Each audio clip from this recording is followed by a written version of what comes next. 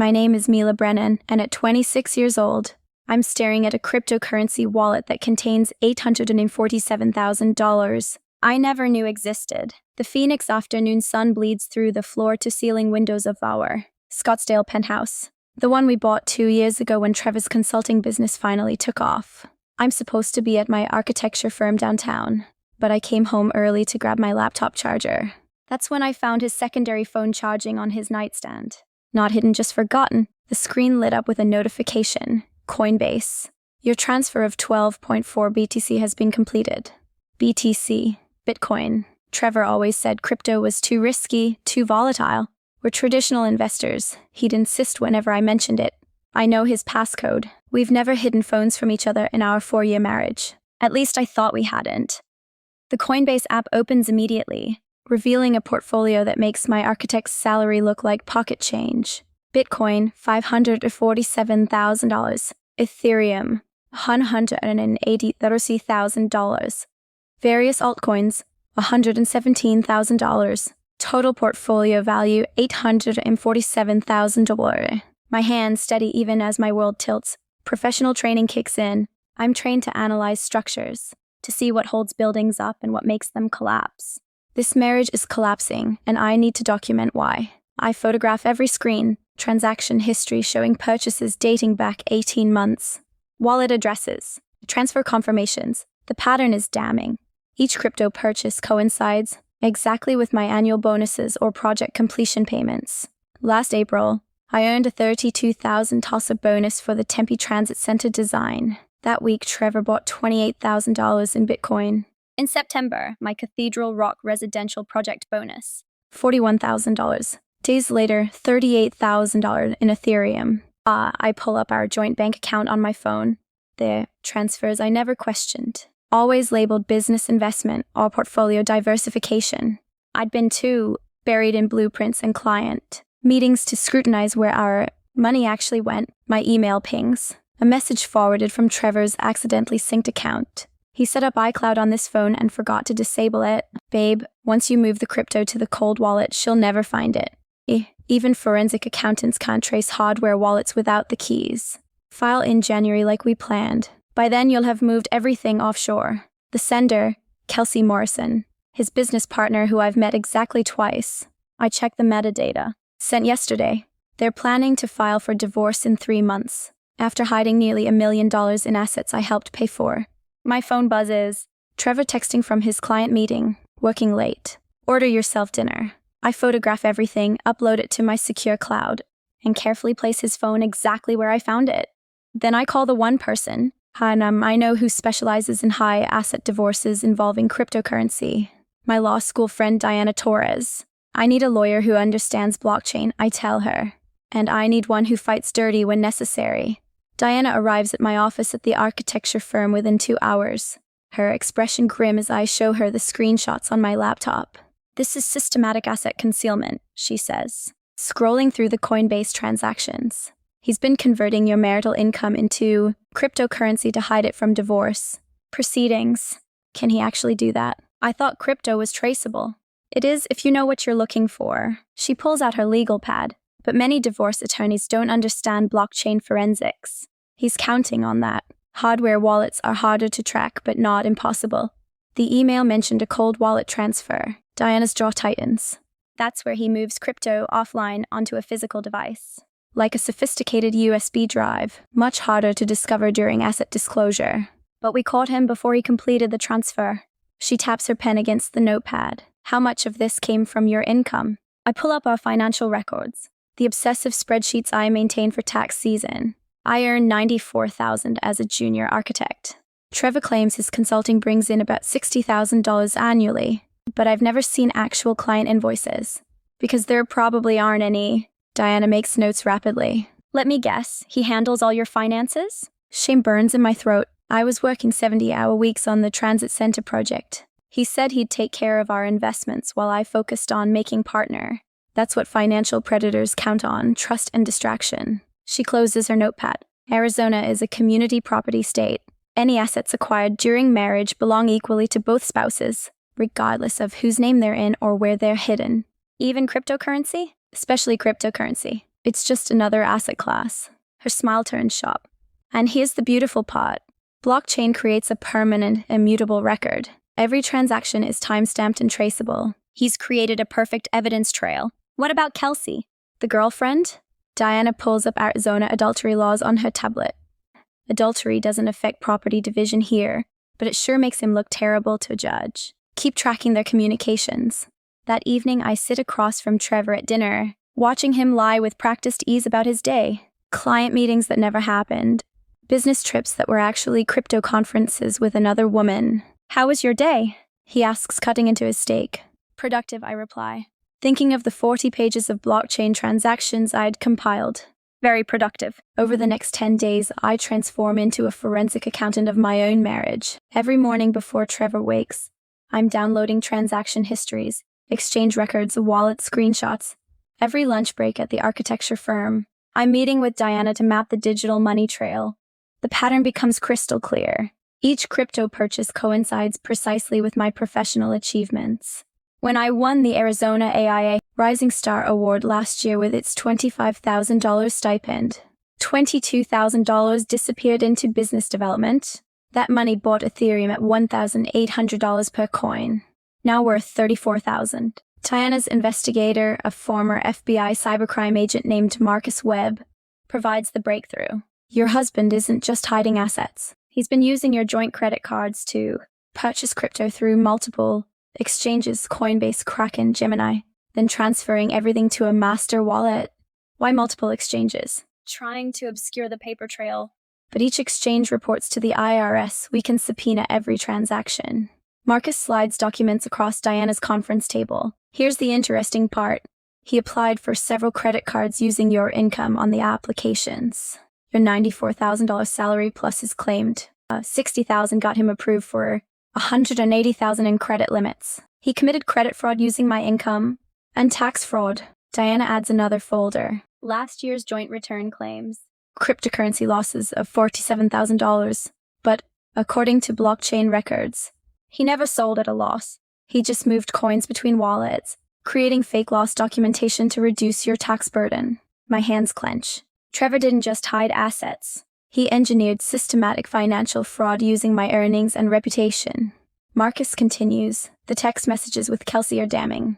They discuss Phase 2, filing for divorce in January, right after moving everything to a hardware wallet he's keeping in a safe deposit box at Arizona Bank. Can we prove the hardware wallet exists? Already done. Marcus grins. I followed him yesterday. He visited a safe deposit box facility in Contempt. Security footage shows him arriving with a small package and leaving without it. Diana spreads documents like cards in a winning hand. Here's our move. We file first, tomorrow morning.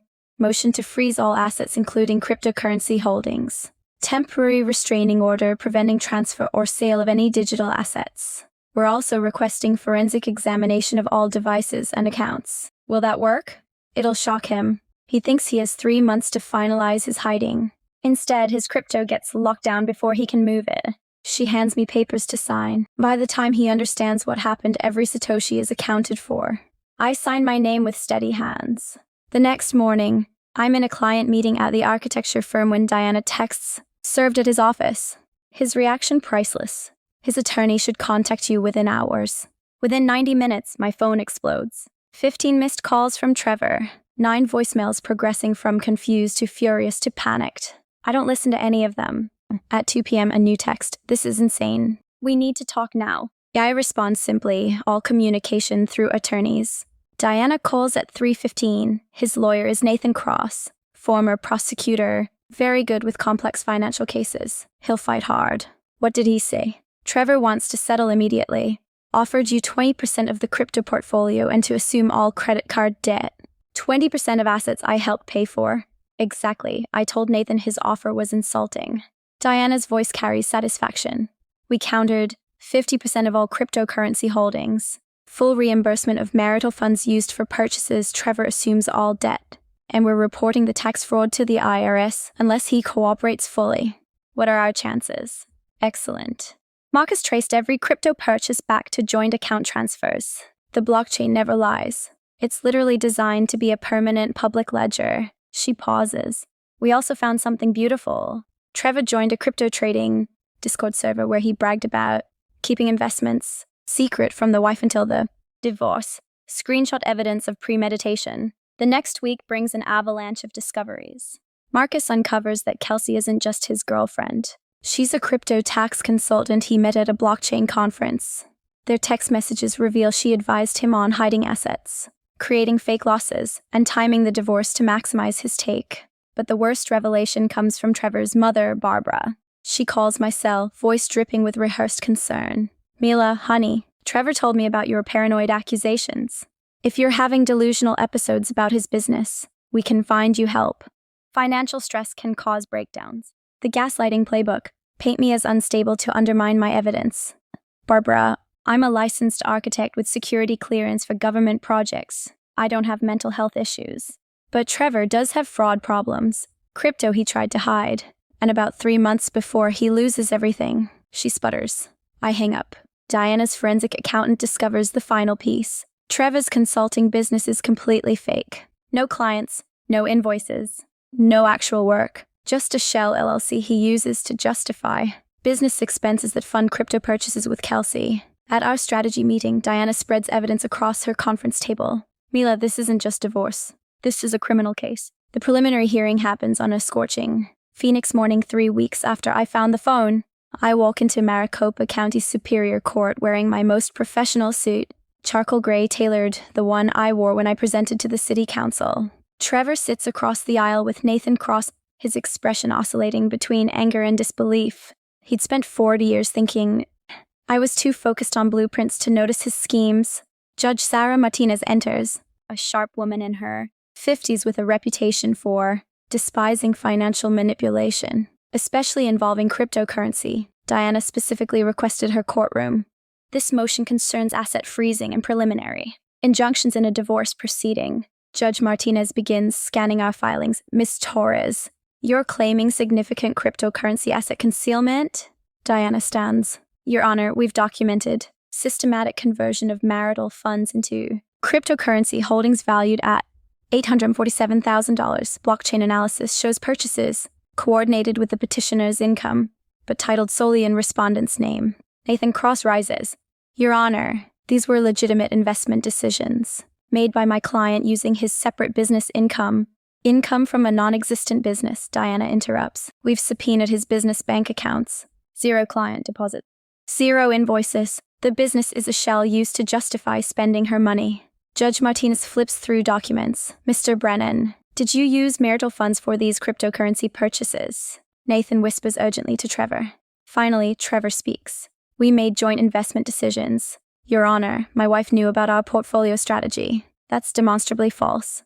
Diana counters, presenting my sworn statement. Mrs. Brennan discovered these holdings accidentally on her husband's secondary phone. She had no knowledge of their existence until 3 weeks ago.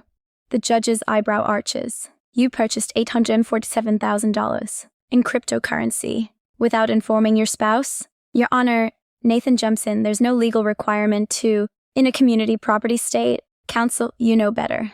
Judge Martinez's voice sharpens. Miss Torres, what relief are you seeking? Immediate freeze on all cryptocurrency holdings, forensic examination of all digital wallets and exchanges, temporary restraining orders preventing sale or transfer of any digital assets, and access to the safe deposit box where respondent is storing a hardware wallet. How do you know about a safe deposit box? Surveillance footage from 3 days before service. Your Honor, Diana presents the evidence. Respondent was photographed entering a facility with a small package, leaving without it. Judge Martinez studies the photos. Motion granted. All cryptocurrency assets are frozen. Mr. Brennan, you are ordered to surrender all hardware wallets, seed phrases, and private keys to the court within 48 hours. Failure to comply will result in contempt charges. Trevor's face drains of color. The forensic crypto analyst's report arrives 2 weeks later. 94 pages of blockchain evidence that Diana calls prosecutorial gold. We're in her office when she walks me through the findings. Total marital funds converted to crypto, $413,000 over 18 months. Current portfolio value, $847,000. All. Appreciation during marriage is community property. She slides another document forward. Here's where it gets criminal. He moved coins between wallets to create fake capital losses on your joint tax returns. How much in fake losses? $47,000 last year alone. That reduced your tax bill by about $11,000. Money you didn't actually owe. Yeah, that's tax fraud, and the IRS will want their money back with penalties. My stomach tightens. Criminal charges? If you want them. The U.S. Attorney's Office would definitely be interested. Diana pauses. But here's our leverage. Keep this civil if he agrees to our terms. Half the crypto, he assumes all credit card debt. $100,000 for your legal fees, and full cooperation on amended tax returns. What if he refuses? We go nuclear. File criminal complaints with the IRS and FBI. His crypto gets seized. Kelsey's tax consulting license gets investigated. They both face potential prison time for fraud and conspiracy. That evening, Nathan Cross calls Diana with a counteroffer, 30% of crypto, split debt 50-50, $40,000 settlement. Tell him no, I say immediately. He used my bonuses, my award money, my project payments to build that portfolio while planning to leave me with nothing. 2 days later, 40% of crypto. Trevor assumes 70% of debt, $75,000 settlement. Still no, I tell Diana. Every coin he bought came from my work. Literally from my architecture projects. He contributed nothing but fraud.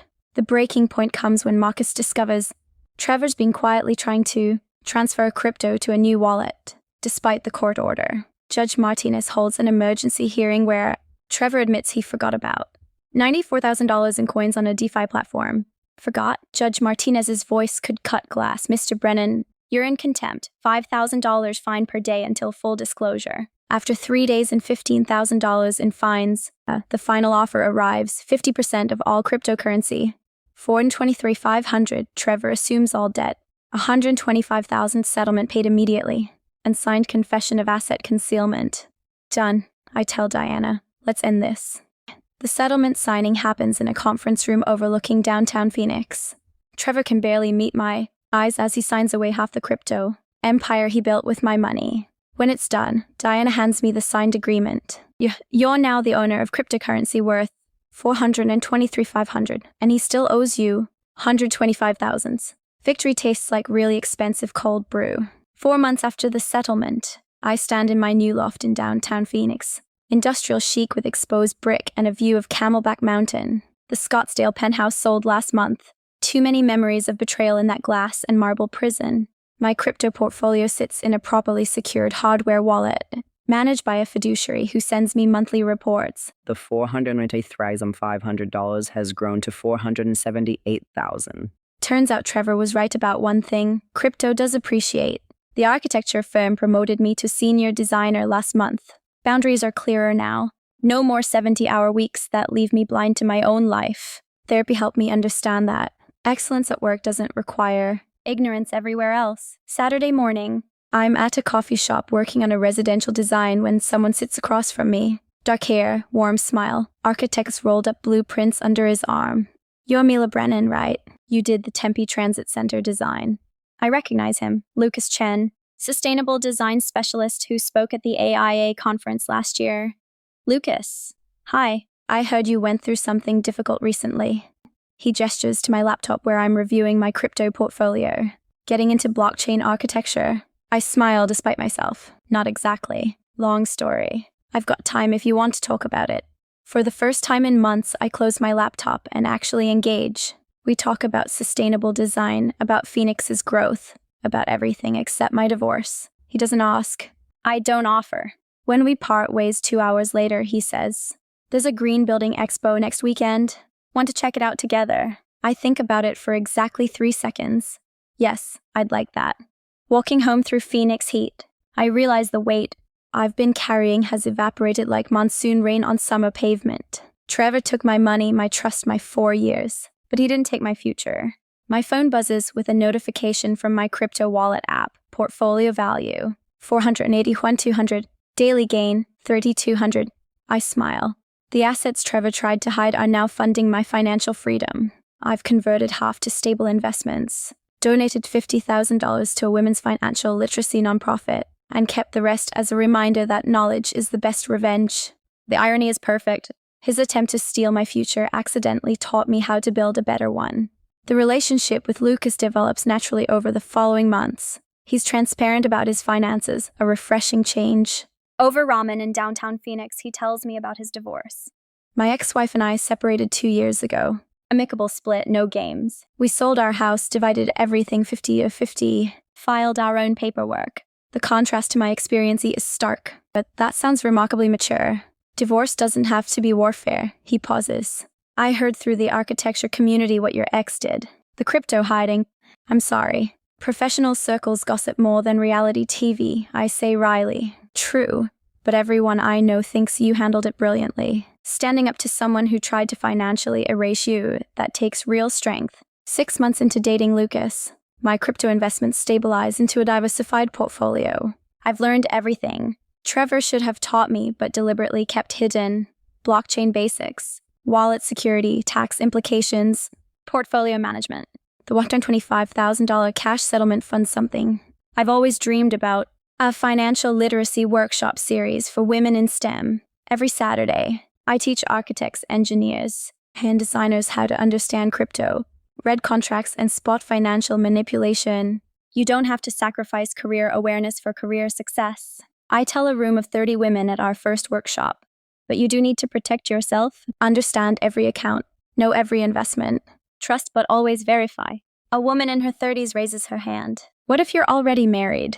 What if you haven't been paying attention? Start today, I answer. It took me 4 years to catch on. The important thing is what you do once you know. I was 26 when I discovered the truth.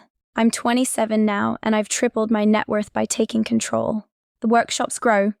Women from across Phoenix attend, many with stories eerily similar to mine, high-earning professionals whose partners handled finances while secretly building exit strategies. 1 year after finding Trevor's phone, I'm sitting in my loft with Lucas, reviewing my investment portfolio, and I had the crypto holdings, my architecture firm profit sharing, my workshop's growing budget. You've built something impressive, Lucas says, genuinely admiring my spreadsheets. I'm building something transparent, I correct him. That's the difference. My phone pings with an email notification.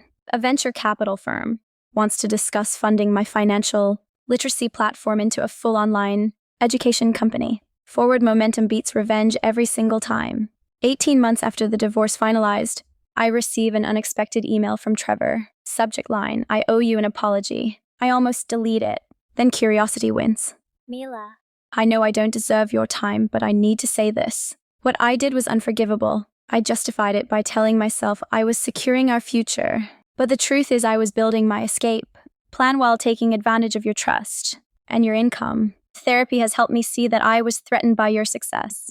You were climbing in your career, winning awards, making a name for yourself. Instead of being proud, I felt inadequate. So I tried to build something you didn't know about, something that would make me feel successful.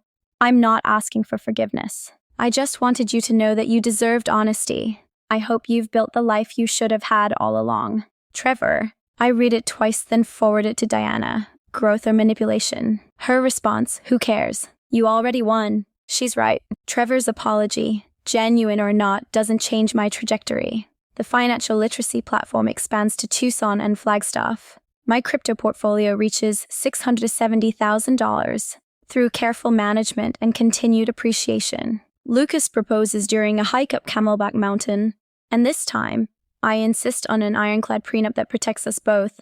I'm not doing this because I don't trust you.